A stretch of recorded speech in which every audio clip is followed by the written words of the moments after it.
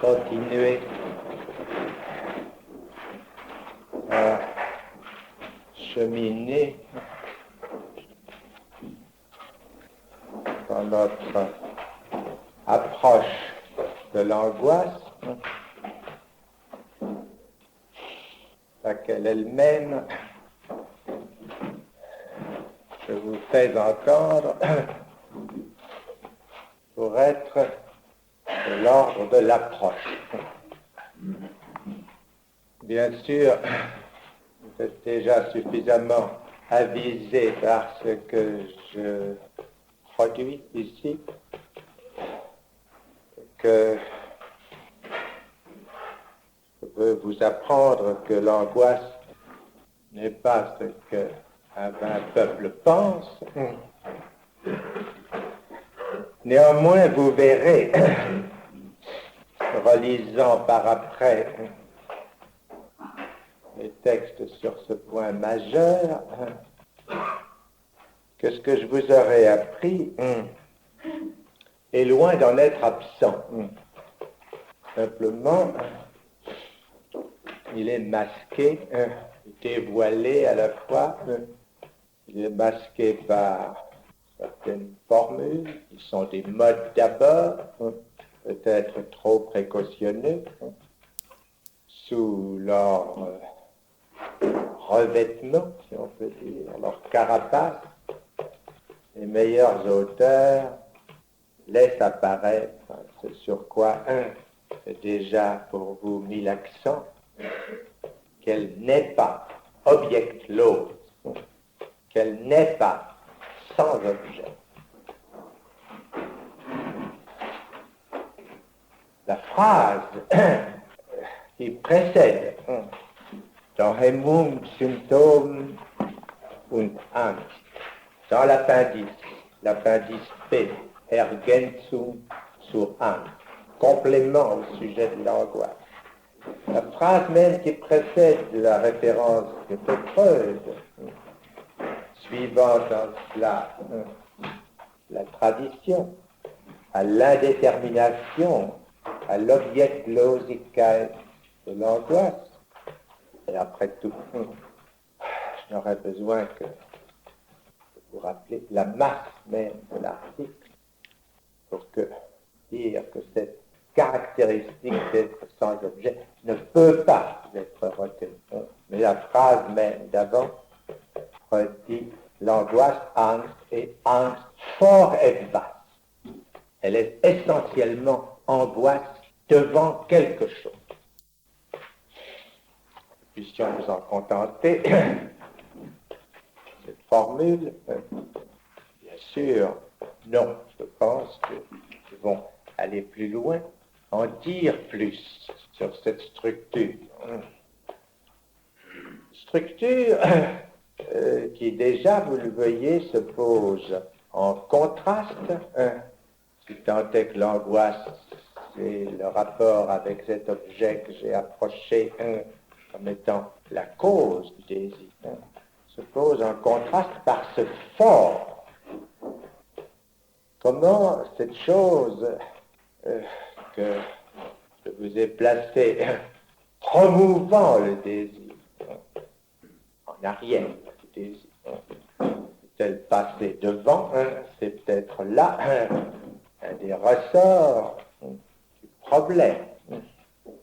Quoi qu'il en soit, soulignons bien que nous nous trouvons avec la tradition devant ce qu'on appelle un thème presque littéraire, un lieu commun, celui qui, entre la peur et l'angoisse, que tous les auteurs se référant à la formation sémantique opposent, au moins au départ, même si ensuite ils tendent à les rapprocher, voire à les réduire l'une à l'autre, ce qui n'est pas le cas chez les meilleurs.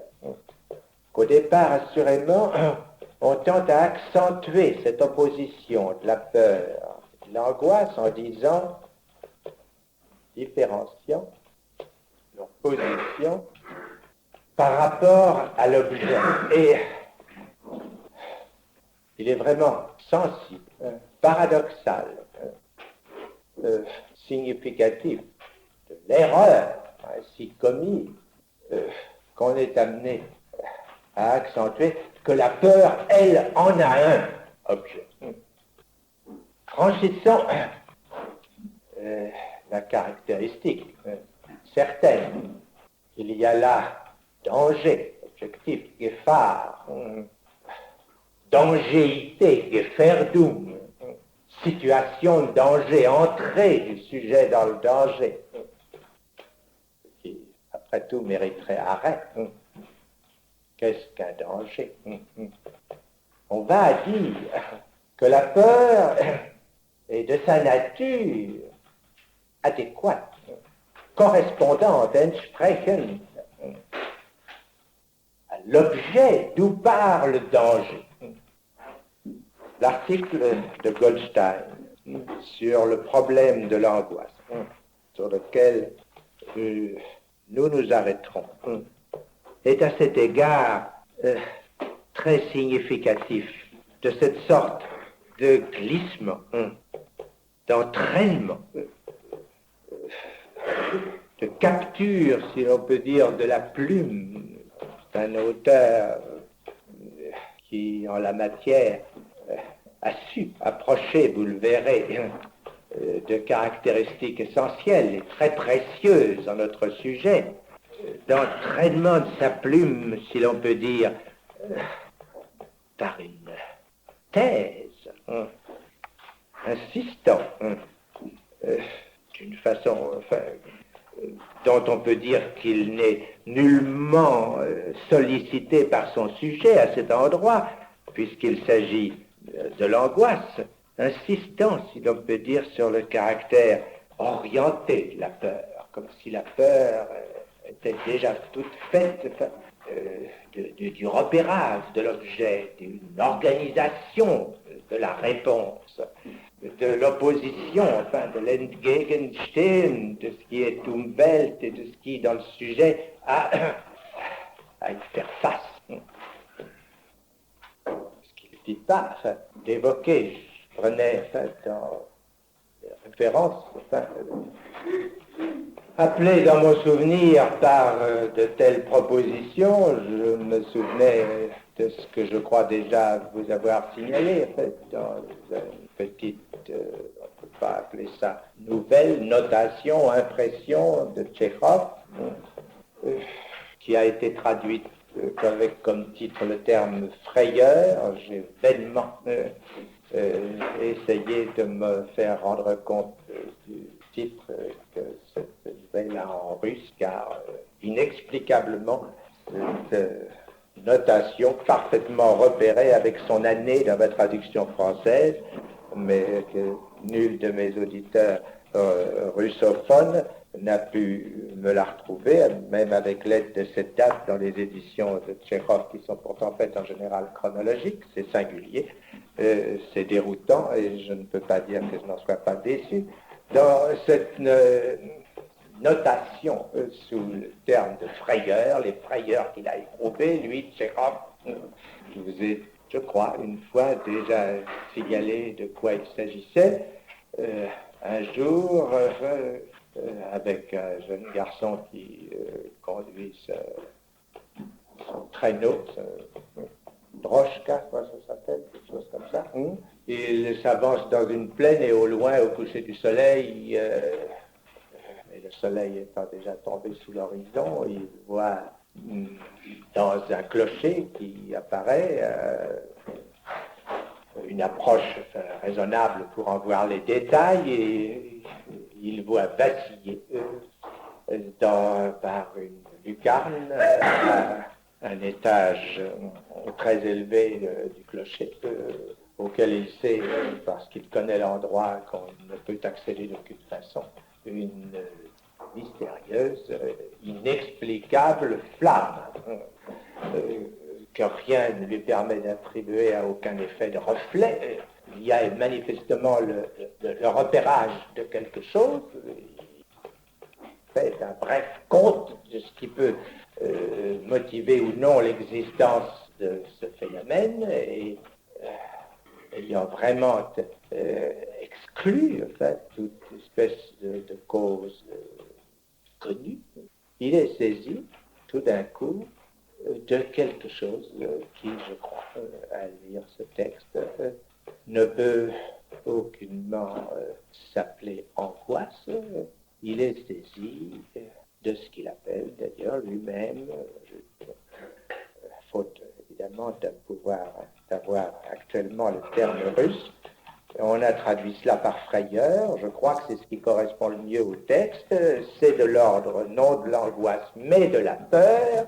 Et ce dont il a peur, ce n'est pas de quoi que ce soit qui le menace, c'est de quelque chose qui a justement ce caractère de se référer à l'inconnu de ce qui manifeste à lui, les exemples qu'il donnera ensuite dans cette même rubrique, à savoir le fait qu'un jour il voit passer dans son horizon sur le rail une espèce de wagon qui nous donne l'impression, à entendre sa description, du wagon fantôme, puisque rien ne le tire, rien n'explique son mouvement. Un wagon passe à toute vitesse, prenant la courbe du rail qui se trouve à ce moment-là devant lui. D'où vient-il, où va-t-il? Cette sorte aussi d'apparition arrachée en apparence à tout déterminisme repérable, voilà encore ce qui le met pour l'instant dans le désordre, une véritable panique qui est bel et bien de l'ordre de la peur. Il n'y a pas non plus là de menace, et la caractéristique de l'angoisse assurément manque, en ce sens que le sujet n'est ni étreint, ni concerné, ni intéressé à ce plus intime de lui-même qui est le versant dont l'angoisse se caractérise, sur quoi j'insiste. Le troisième exemple est l'exemple d'un chien qui rencontre dans les forêts, chien de race que rien ne lui permet, étant donné son parterre aussi repérage de tout ce qui l'entoure, dont rien ne lui permet d'expliquer la présence à cette heure en ce lieu. Et il se met à fomenter le mystère du chien de Faust, à savoir la forme sous laquelle l'aborde le diable. C'est bel et bien dit du côté de l'inconnu que là se dessine la peur. Ça n'est pas d'un objet, ce n'est pas du chien qui est là qui a peur, c'est d'autre chose, c'est en arrière du chien. D'autre part, bien clair que c'est sur quoi l'on insiste que les effets de la peur ont en quelque sorte un caractère d'adéquation de principe, à savoir de déclencher la fuite, est suffisamment contredit par ce sur quoi il faut bien mettre également l'accent, que dans bien des cas, la peur paralysante se manifeste ayant une action inhibante, voire pleinement désorganisante, voire jeter le sujet dans le désarroi le moins adapté à la réponse, le moins adapté à la finalité à laquelle elle serait censée être la forme subjective adéquate. C'est donc ailleurs qu'il convient de chercher la distinction, la référence par où l'angoisse s'en distingue. Et vous pensez bien que ce n'est pas simplement paradoxe, un désir de jouer avec un renversement. Si je promeux ici devant vous que l'angoisse n'est pas sans objet. Formule, la forme assurément, dessine ce rapport subjectivé qui est celui dans le détail, dans le ressort duquel je désire m'avancer plus avant aujourd'hui, car Bien sûr, le terme d'objet est ici, par moi depuis longtemps, préparé dans un accent qui se distingue de ce que les auteurs ont jusque-là défini comme objet quand ils parlent de l'objet dans de la peur. Ce fort et vaste de Freud, bien sûr, il est facile de lui donner tout de suite son support, puisque Freud l'articule, et dans l'article de toutes les manières, c'est ce qu'il appelle le danger, Gefahr ou Gefährdung interne, celui qui vient du dedans. Je vous l'ai dit, il s'agit de ne pas nous contenter de cette notion de danger, Gefahr, Gefährdung. Car si j'ai déjà signalé tout à l'heure son caractère problématique quand il s'agit du danger extérieur, en d'autres termes, qu'est-ce qui avertit le sujet que c'est un danger? Sinon la peur elle-même, sinon l'angoisse.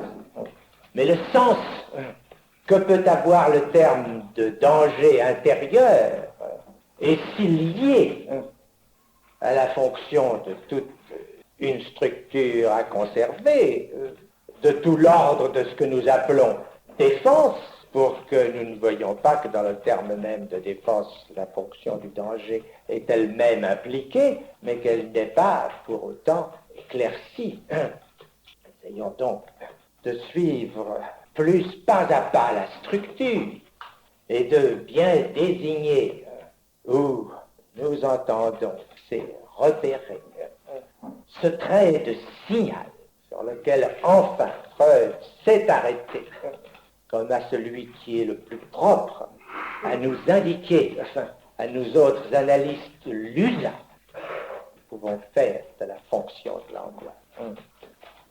Et c'est ce que je vise à atteindre dans le chemin où j'essaie de vous mener.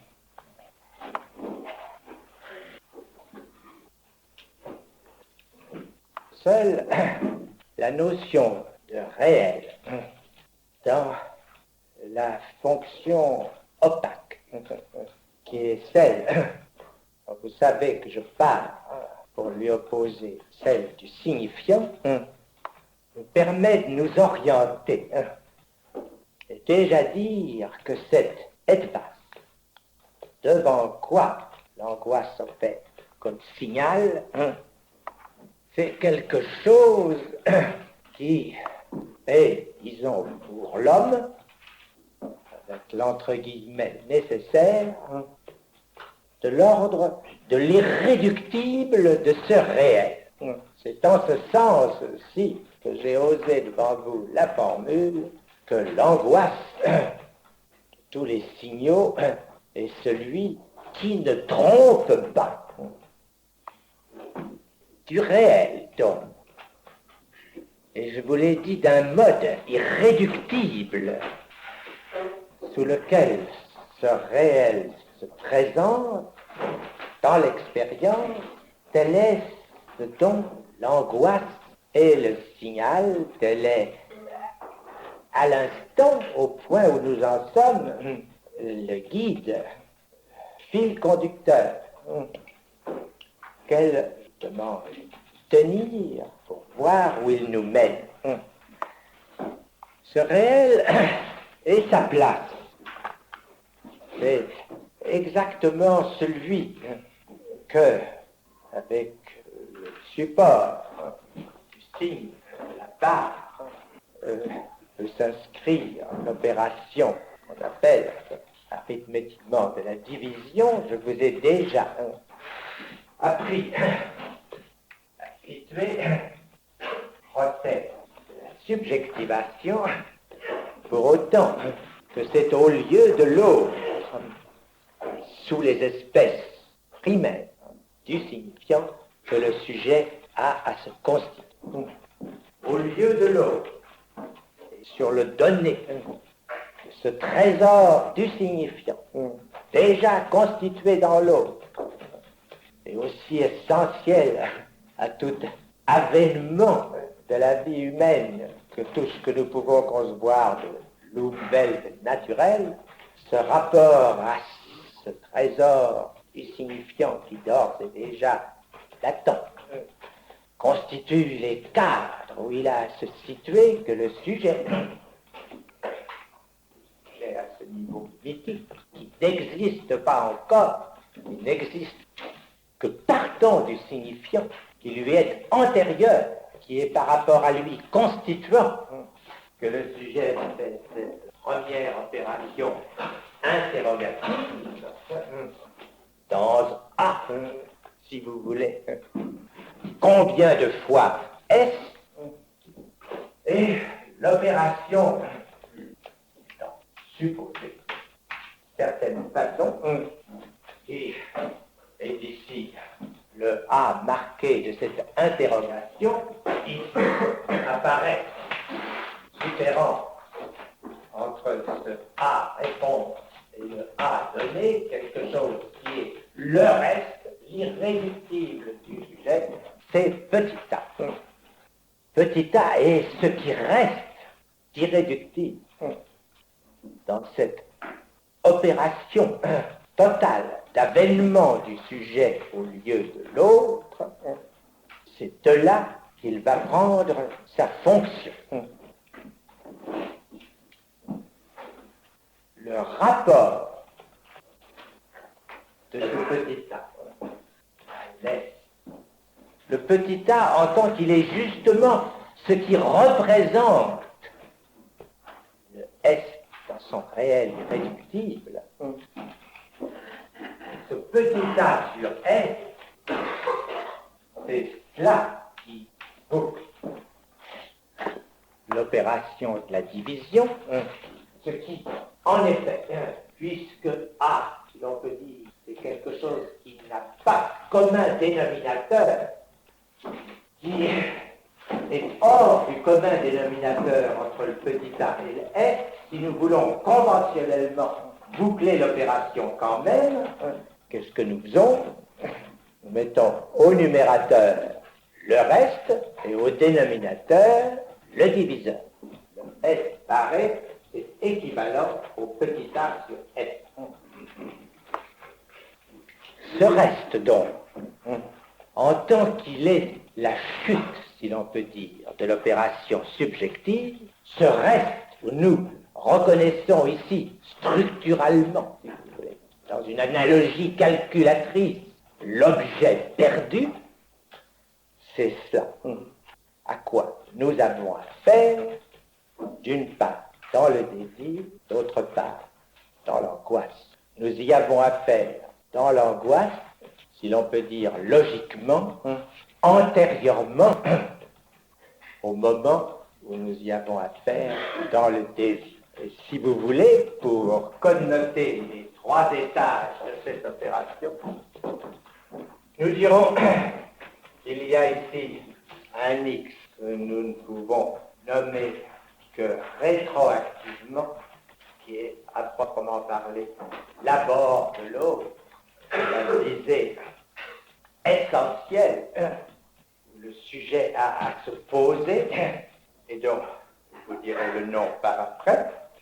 Nous avons ici le niveau de l'angoisse, pour autant qu'il est constitutif de l'apparition de la fonction de ça, et c'est au troisième terme qu'apparaît le S comme sujet du désir.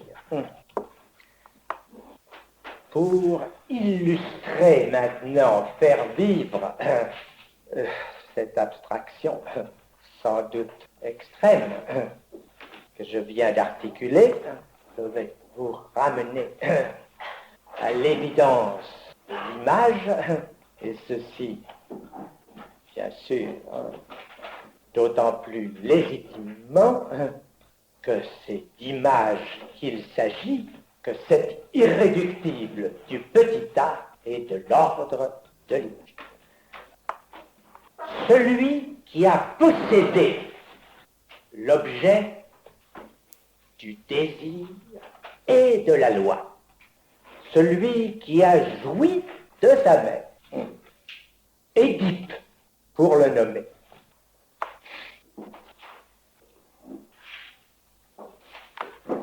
fait ce pas de plus. Il voit ce qu'il a fait. Vous savez ce qui alors arrive. Quel mot choisir? Comment dire ce qui est de l'ordre de l'indicible, et ce dont pourtant je veux pour vous faire surgir l'image? Qu'il voit ce qu'il a fait a pour conséquence qu'il voit, c'est là le mot devant lequel je bute l'instant d'après, ses propres yeux boursouflés de leur tumeur vitreuse au sol, un confus amas d'ordures, puisque, comment le dire ainsi, puisque, pour les avoir arrachés ses orbites, ses yeux, il a bien évidemment perdu la vue. Et pourtant, il n'est pas sans les voir comme tels, comme l'objet cause, enfin dévoilé, de la dernière, ultime, et non plus coupable, mais hors des limites, concupiscence, celle d'avoir voulu savoir. La tradition dit même que c'est à partir de ce moment qu'il devient vraiment voyant. À Colonne, il voit aussi loin qu'on peut voir, et si loin en avant qu'il voit le futur destin d'Athènes. Qu'est-ce que le moment de l'angoisse? Est-ce que c'est le possible de ce geste par où Édipe peut s'arracher les yeux, en faire ce sacrifice, cette offre rançon de l'aveuglement où s'est accompli son destin? Est-ce cela l'angoisse? Possibilité, disons, qu'à l'homme de se mutiler. Non. C'est proprement ce que, par cette image, je m'efforce de vous désigner. C'est qu'une impossible vue vous menace de vos propres yeux par terre. C'est là la clé, je crois, la plus sûre que vous pourrez toujours retrouver sous quelque mode d'abord que se présente pour vous le phénomène de l'angoisse. Et puis, si expressif, si provoquant que soit, si l'on peut dire, l'étroitesse de la localité que je vous désigne comme étant ce qui est cerné par l'angoisse, apercevez-vous bien que cette image, ça n'est pas par quelque préciosité de mon choix qu'elle se trouve là, comme hors des limites. Ce n'est pas un choix excentrique. Il est, une fois que je vous le désigne, bel et bien courant à rencontrer. Allez dans la première exposition actuellement ouverte au public, au Musée des Arts Décoratifs, et vous verrez deux Zurbarans, l'un de Montpellier, l'autre d'ailleurs, qui vous représente, qui Lucie, je crois, qui Agathe, avec chacune, qui ses yeux dans un plat et qui la perd de ses seins. Martyr, dit-on, ce qui veut dire témoin de ce qu'on voit ici d'ailleurs, que ce n'est pas, comme je vous le disais, possible, à savoir que ses yeux soient éclés, que ses seins soient arrachés, qui angoisse, car à la vérité, chose qui mérite aussi remarquer, ces images chrétiennes ne sont pas spécialement mal tolérées, malgré que certains, pour des raisons qui ne sont pas toujours les meilleures, fassent à leur endroit la petite bouche. Stendhal, parlant de San Stefano et in Rotondo à Rome, trouve que ces images qui sont sur les murs sont dégoûtantes. Assurément, elles sont, à l'endroit nommé, assez dépourvues d'art pour qu'on soit introduit, je dois dire, un peu plus vivement à leur signification. Mais ces charmantes personnes que nous présente Zurbaran, à elles à nous présenter sur un plat ces objets ne nous présentent vraiment rien d'autre que ce qui peut faire à l'occasion, et nous ne nous en privons pas, l'objet de notre désir. D'aucune façon, ces images ne nous introduisent, je pense, pour ce qui est du commun d'entre nous, à l'ordre de l'angoisse. Pour ceci, il conviendrait qu'il y fût concerné plus personnellement, qu'il fût sadique, masochiste, par exemple. À partir du moment où il s'agit d'un vrai sadique ou d'un vrai masochiste, ce qui ne veut pas dire que quelqu'un qui peut avoir des fantasmes que nous épinglons, sadiques ou masochistes, pour ce qu'ils reproduisent la situation fondamentale du sadique ou du masochiste. Le vrai sadique, donc, pour autant que nous pouvons repérer, coordonner, construire sa condition essentielle. Le vrai masochiste aussi. Pour autant que nous pouvons, par repérage, élimination successive, nécessiter de pousser plus loin le plan de sa position que de ce qui nous est donné par d'autres, comme Erlebnis.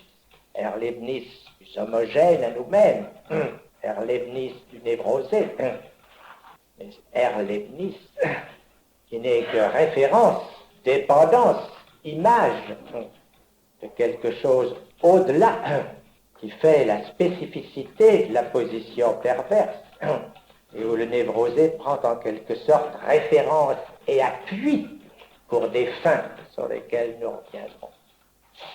Essayons donc de dire ce que nous pouvons présumer de ce qu'est cette position sadique ou masochiste.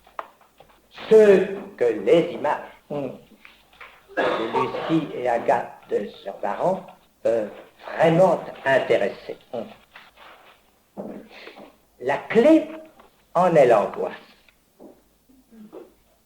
Il faut la chercher, savoir pourquoi.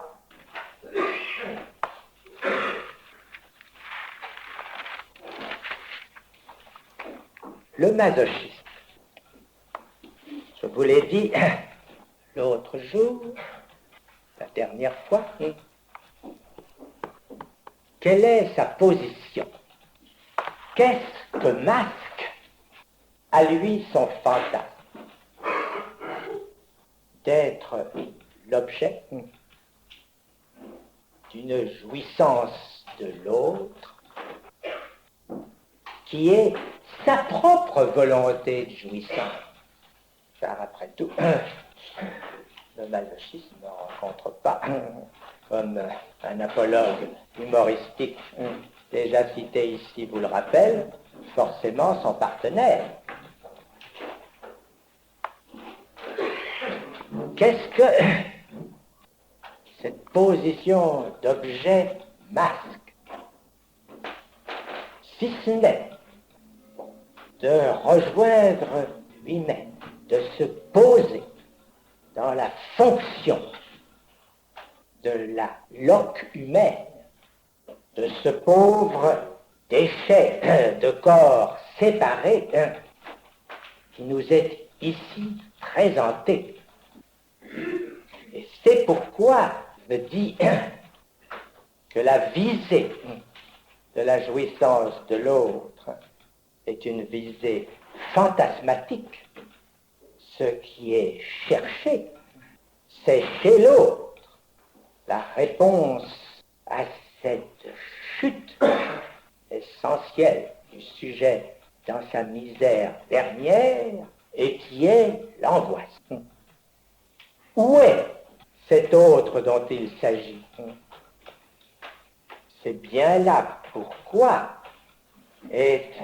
a été produit dans ce cercle le troisième terme, toujours présent dans la jouissance perverse,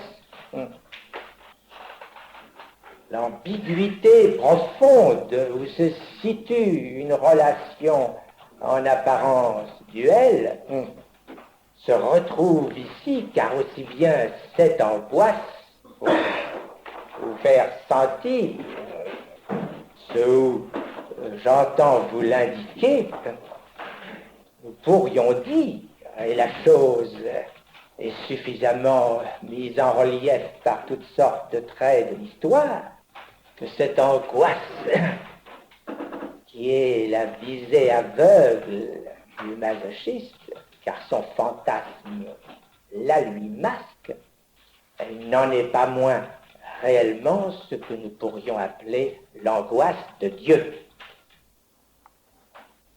Est-ce que j'ai besoin de faire appel au mythe chrétien le plus fondamental pour donner corps à ce qui s'y avance?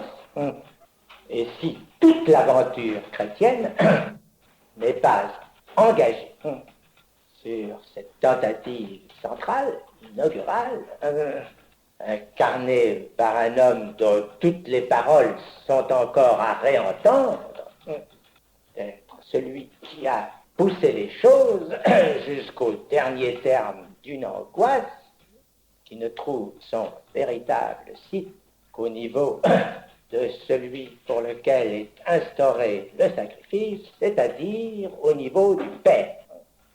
Dieu n'a pas d'âme. Ça, c'est bien évident. Aucun théologien n'a encore songé à lui en attribuer une. Pourtant, change total, radical de la perspective du rapport à Dieu a commencé avec un drame de passion.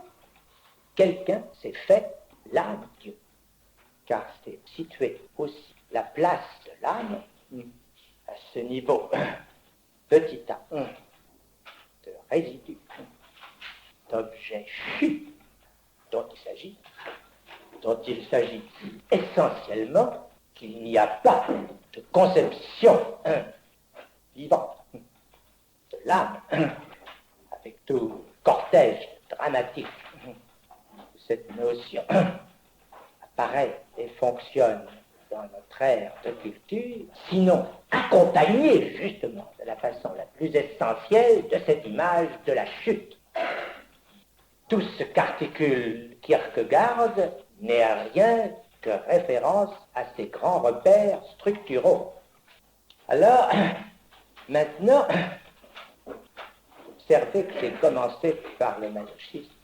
C'était le plus difficile, mais aussi bien c'était celui qui évitait les confusions. Car on peut mieux comprendre ce que c'est que le sadique et le piège qu'il y a à n'en faire que le retournement, l'envers, la position inversée de celle du masochiste, à moins qu'on ne procède de ce qui se fait d'habitude en sens contraire. Chez le sadique, l'angoisse est moins cachée. Elle l'est même si peu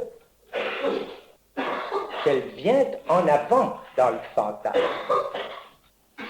lequel, si on l'analyse, fait de l'angoisse de la victime une condition tout à fait exigée. Seulement, c'est cela même qui doit nous mettre en méfiance.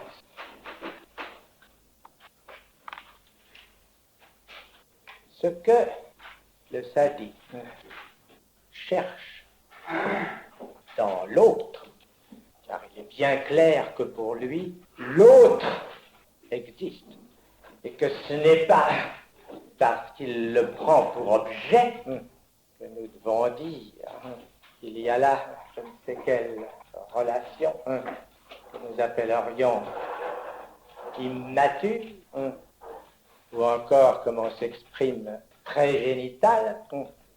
L'autre est absolument essentiel, et c'est bien ce que j'ai voulu articuler quand je vous ai fait mon séminaire sur l'éthique, en rapprochant ça de Kant, l'essentielle mise en question, à la question de l'homme, qui va jusqu'à simuler, et non par hasard, les exigences de la loi morale sont bien là pour nous montrer que la référence à l'autre comme tel fait partie de sa visée. Mais qu'est-ce qu'il y cherche? C'est ici que les textes que nous pouvons retenir, je veux dire, ceux qui donnent quelques prises à une suffisante critique, prennent leur prix. Leur prix, bien sûr, signalé par l'étrangeté de tels moments, de tels détours, qui en quelque sorte se détachent, détonnent par rapport au fil suivi. Je vous laisse à rechercher dans Juliette, voir dans les 120 journées, ces quelques passages où les personnages tout occupés à assouvir sur telle victime choisit leur avidité de tourment, entre dans cette bizarre, singulière et curieuse transe, je vous le répète plusieurs fois, indiquée dans le texte de Sade, et qui s'exprime en ces mots étranges, en effet, il me faut bien ici articuler. J'ai eu, s'écrie le tourmenteur, j'ai eu la peau du con. Ce n'est pas là très qui va de soi dans le sillon de l'imaginable, et le caractère privilégié, le moment d'enthousiasme, le caractère trophée suprême brandi au sommet du chapitre, et quelque chose qui, je crois, est suffisamment indicatif de ceci, c'est que quelque chose est cherché qui est en somme l'envers du sujet, ce qui prend ici sa signification de ce trait de gant retourné que souligne l'essence féminine de la victime. C'est du passage à l'extérieur de ce qui est le cachet qu'il s'agit, mais observons en même temps que ce moment est en quelque sorte indiqué dans le texte lui-même comme étant totalement impénétré par le sujet, laissant justement ici masquer le trait de sa propre angoisse. Pour tout dire, s'il y a quelque chose qui évoque aussi bien ce peu de lumière que nous pouvons avoir sur la relation véritablement sadique, que la forme des textes explicatifs s'en déploie le fantasme, s'il y a quelque chose qu'il nous suggère, c'est en quelque sorte le caractère instrumental à quoi se réduit la fonction de l'agent, ce qui en quelque sorte dérobe au statut, sauf en éclair, la visée de son action, c'est le caractère de travail de son opération. Lui aussi a rapport à Dieu, ce qui s'étale partout dans le texte de Sartre. Il ne peut avancer d'un pas sans cette référence à l'être suprême en méchanceté. C'est clair pour lui que pour celui qui parle que c'est de Dieu qu'il s'agit. Il se donne, lui, un mal fou considérable, épuisant jusqu'à manquer son but pour réaliser ce que, merci, c'est le cas de le dire, ça nous épargne d'avoir à reconstruire, car il l'articule comme tel pour réaliser la jouissance de Dieu. Je pense vous avoir montré ici le jeu d'occultation par quoi angoisse et objet chez l'un et chez l'autre sont amenés à passer au premier plan, l'un aux dépens de l'autre terme, mais en quoi aussi, dans ces structures, se désigne, se dénonce le lien radical de l'angoisse à cet objet en tant que foi, par là même que sa fonction essentielle est approchée, par sa fonction décisive de reste du sujet comme réel.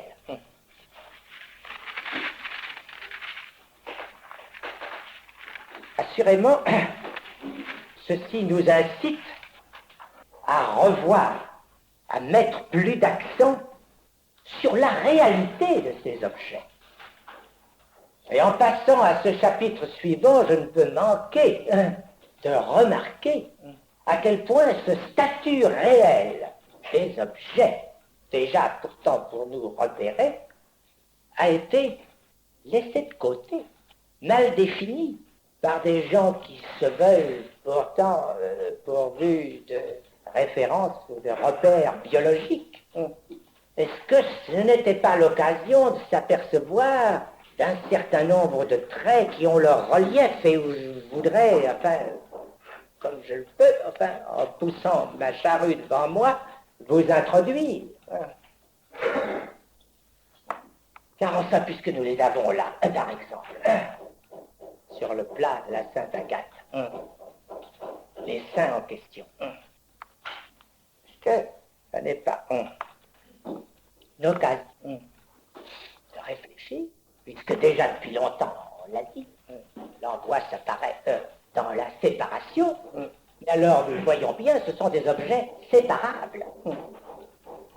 Et ils ne sont pas séparables par hasard, enfin, comme la patte d'une sauterelle. Ils sont séparables parce qu'ils ont déjà, si je puis dire, très suffisamment anatomiquement un certain caractère plaqué. Ils sont là, accrochés. Ce caractère très particulier de certaines parties anatomiques qui spécifient tout à fait un secteur de l'échelle animale. Oui, qu'on appelle précisément, dans sa raison, c'est même assez curieux, qu'on se soit aperçu du caractère tout à fait essentiel, signifiant, à proprement parler, de ce trait. Car enfin, sorte qu'il y a des choses plus structurales que les mânes pour désigner certains groupes animaux qui a de bien d'autres traits d'homogénéité par où on pourrait estimer.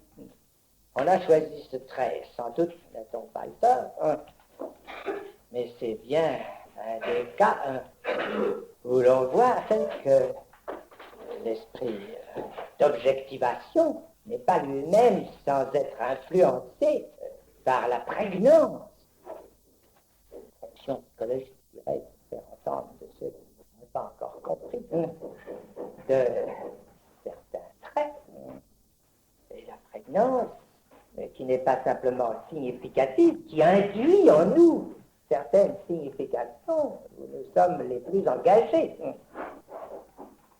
Vivipare, ovipare. Division vraiment faite pour embrouiller, car tous les animaux sont vivipares, puisqu'ils engendrent des œufs dans lesquels il y a un vivant, et tous les animaux sont ovipares, puisqu'il n'y a pas de vivipare qui n'est leur viviparé à l'intérieur d'un œuf. Mais pourquoi ne pas donner toute son importance à ce fait vraiment tout à fait analogique par rapport à ce sein dont je vous parlais tout à l'heure, que pour les œufs qui ont un certain temps de vie intra-utérine, il y a 7 éléments irréductibles à la division de l'œuf en lui-même qui s'appelle le placenta. Il y a là aussi quelque chose de plaqué. Et pour tout dire, ce n'est pas tellement l'enfant qui pompe la mère de son lait, c'est le sein. De même que c'est l'existence du placenta donne à la position de l'enfant à l'intérieur du corps de la mère ses caractères parfois manifestes sur le plan de la pathologie de nidation parasitaire. Vous voyez où j'entends mettre l'accent sur le privilège à un certain niveau d'éléments que nous pouvons qualifier d'ambocepteurs. De quel côté est ce sein? De côté de ce qui suce ou de côté de ce qui est sucé? Et après tout, je ne fais rien là que de vous rappeler ce à quoi effectivement la théorie analytique a été amenée, c'est-à-dire à parler, je ne dirais pas indifféremment, mais avec ambiguïté dans certaines phases, du sein ou de la mer, bien sûr en soulignant que ce n'est pas la même chose, mais est-ce bien tout que de qualifier le sein d'objet partiel? Quand je dis ambocepteur, je souligne qu'il est aussi nécessaire d'articuler le rapport du sujet maternel sein que le rapport frisson-sein, que la coupure ne passe pas pour tous les deux au même endroit, qu'il y a deux coupures si distantes, qu'elle laisse même pour les deux des déchets différents, car la coupure du cordon pour l'enfant laisse séparer de lui une chute qui s'appelle les enveloppes. Cela est homogène à lui et continue avec son ectoderme et son endoderme. Le placenta n'est pas tellement intéressé en l'affaire. Pour la mère, la coupure se passe au niveau de la chute du placenta. C'est même pour ça qu'on appelle ça des caducs. Et la caducité de cet objet petit a est là ce qui fait sa fonction. Eh bien, que ceci n'est pas fait tout de suite pour vous amener à reviser certaines des relations déduites imprudemment d'un brossage hâtif de ce que j'appelle ces lignes de séparation se produit la chute, le Niederfallen typique de l'approche d'un petit a, pourtant plus essentiel au sujet que toute autre part de lui-même. C'est pour l'instant pour vous faire naviguer tout droit sur ce qui est l'essentiel, à savoir vous apercevoir où cette interrogation se transporte au niveau de la castration. Car la castration, là aussi, nous avons affaire à un organe. Avant de nous en tenir à la menace de castration, c'est-à-dire à ce que j'ai appelé le geste possible, est-ce que nous ne pouvons pas, analogiquement à l'image que j'ai produite aujourd'hui devant vous, chercher si déjà nous n'avons pas l'indication que l'angoisse est à placer ailleurs. Car un phallus, ce qu'on se gargarise toujours de biologie, avec un caractère d'incroyable légèreté dans l'abord, un phallus, ça n'est pas limité au champ des mammifères. Il y a des tas d'insectes diversement répugnants, de la blatte de cafard, qui ont quoi? Des dards. Ça va très très loin dans les félins, le dard. Le dard, c'est un instrument. Et dans beaucoup de cas, je ne vais pas faire court de l'anatomie comparée aujourd'hui, je vous prie de vous référer aux bons auteurs, à l'occasion je vous les indiquerai. Le dard, c'est un instrument, ça sert à accrocher. Nous ne connaissons rien des jouissances amoureuses blattes du cafard. Rien n'indique pourtant qu'elles en soient prises. Il est même assez probable que jouissance et conjonction sexuelle ont toujours le rapport le plus étroit. Qu'importe.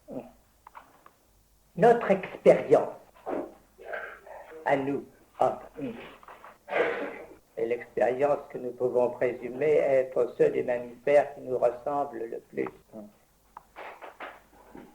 conjoignent le lieu de la jouissance et l'instrument, le dard. Alors, nous prenons la chose pour allant de soi. Rien n'indique, tout indique, mais que là où l'instrument copulatoire est un dard ou une griffe, un objet d'accrochage, en tout cas un objet ni tumescent ni détumescible, le sens soit lié à la fonction de l'objet. Que la jouissance, l'orgasme, chez nous, pour nous limiter à nous, coïncide avec, si je puis dire, la mise hors de combat ou la mise hors de jeu de l'instrument par la détumescence, c'est une chose qui mérite tout à fait que nous ne la tenions pas pour quelque chose, si je puis dire, qui est, comme s'exprime Goldstein, dans la Wesenheit, dans l'essentialité de l'organisme. Cette coïncidence, d'abord, n'a rien de rigoureux, à partir du moment où on y songe. Ensuite, elle n'est pas, si je puis dire, dans la nature des choses de l'organisme. En fait, qu'est-ce que nous voyons avec la première intuition de Freud sur une certaine source de l'angoisse? Le coitus interruptus. C'est justement le cas où, par la nature même des opérations en cours, l'instrument est mis au jour dans sa fonction soudain déchue de l'accompagnement de l'organe, en tant que l'organe supposé signifier une satisfaction commune. Je laisse cette question en suspens. Je dis simplement que l'angoisse est promue par Freud dans sa fonction essentielle, là justement, où l'accompagnement de la montée orgasmique, avec ce qu'on peut appeler la mise en exercice de l'instrument, est justement disjointe. Le sujet peut en venir à l'éjaculation, mais c'est l'éjaculation au dehors. Et l'angoisse est justement provoquée par le fait qu'il est mis en valeur ceci que j'ai appelé tout à l'heure la mise hors de jeu de l'appareil, de l'instrument, dans la jouissance. La subjectivité simulée est focalisée sur la chute du phallus. Cette chute du phallus, elle existe aussi bien dans l'orgasme accompli normalement, in situ, c'est justement là-dessus que mérite d'être retenue l'attention pour mettre en valeur une des dimensions de la castration. Comment est vécue la copulation entre hommes et femmes? C'est là ce qui permet à la fonction de la castration, à savoir au fait que le phallus est plus significatif dans le vécu humain par sa chute, par sa possibilité d'être objet chu que par sa présence, c'est là qui désigne la possibilité de la place de la castration dans l'histoire du désir. Ceci, il est essentiel de le mettre en relief, car sur quoi ai-je terminé la dernière fois, sinon à vous dire, tant que le désir n'est pas situé structurellement, n'est pas distingué de la dimension de la jouissance, tant que la question n'est pas de savoir quel est le rapport, et s'il y a un rapport pour chaque partenaire entre le désir, nommément le désir de l'autre et la jouissance, toute l'affaire est condamnée à l'obscurité.